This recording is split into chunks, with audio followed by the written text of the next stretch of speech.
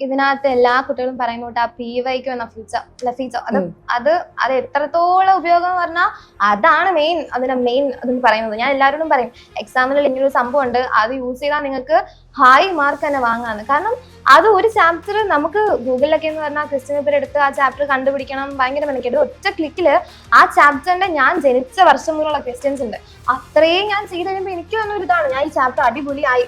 അത് എക്സാമിനൊക്കെ നല്ല മാർക്ക് കിട്ടും, സ്കൂളിൽ ഇത് ചെയ്തിട്ട് പോകും ഞാൻ തലേ ദിവസം.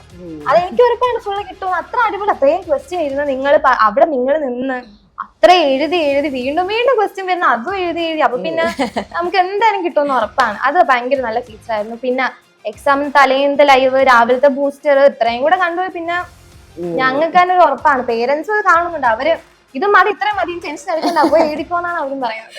ഭയങ്കര ഹാപ്പിയാണ് ആ ഫീച്ചറില്. ഓക്കെ.